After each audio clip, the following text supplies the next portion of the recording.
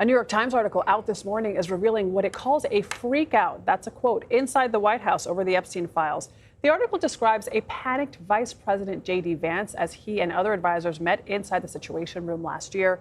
It also points out that one White House official suggested that they pardon Epstein's co-conspirator Ghislaine Maxwell. It was during that Situation Room meeting that a Wall Street Journal report was published. You remember it. It detailed a close relationship between the president and Epstein. Let's bring in CBS News chief White House correspondent Nancy Cordes.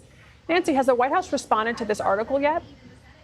They have just responded, Adriana. They put out a statement saying essentially that President Trump has been totally exonerated when it comes to anything having to do with Jeffrey Epstein, and that his administration has released thousands of pages of documents and therefore has done more to address this issue than any other previous administration. But what this article really does is shine a spotlight on the tremendous concern that top White House and DOJ officials had as this story started to gain momentum, and they tried to figure out how to tamp it down. There were various factions either arguing to release as much as possible, to try to get grand jury materials released, kind of to show the public that they were being as open as possible.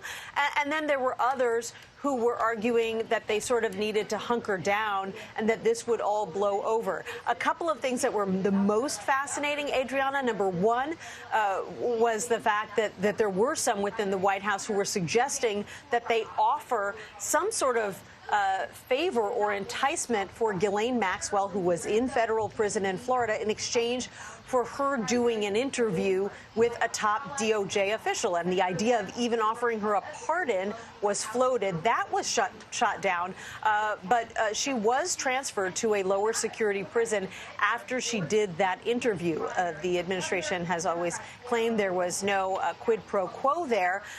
But we do know that there was some concern among top White House officials that if she was given anything in exchange for doing an interview, that it would basically create enough of a controversy that it would negate anything positive that she were to say about President Trump and his relationship, or lack of it, with Jeffrey Epstein.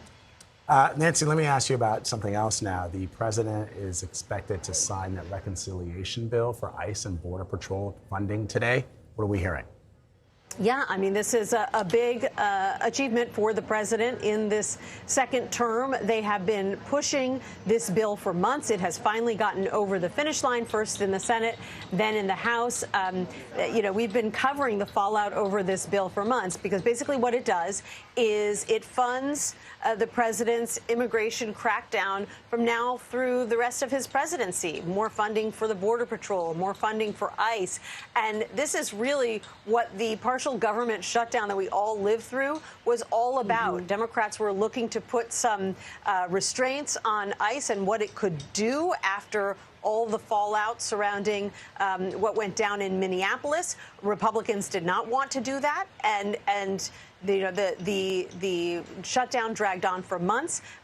Democrats ultimately did not get their way, and Democrats managed to use a strategy that didn't require them getting any Democratic votes to get this across the finish line in the Senate, then pass the House, and now it goes to the president's desk today.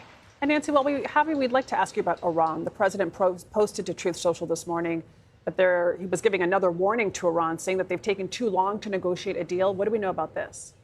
Yeah, I mean, this is a major surprise, because just yesterday, Adriana, we were talking at this time about the fact that President Trump, on his way back from the Knicks game in New York overnight, Monday into Tuesday, was saying that actually there were no more sticking points between the U.S. and Iran, and that they might sign a deal within the next couple of days. Now, suddenly, he is saying that actually Iran has been dragging its feet, and that as a result, he may actually go back to war with Iran. He's also justifying the retaliatory measures that the U.S. military took overnight after an Apache helicopter was downed over the Persian Gulf. And so at this point, it appears that we are moving in the direction of a potential return to hostilities, with the president even once again raising the specter of possibly striking bridges and power plants in Iran. That's something that he was threatening a month or two back, and that human rights organizations have always argued would amount to a war crime. All right, Nancy Cordes, thank you so much.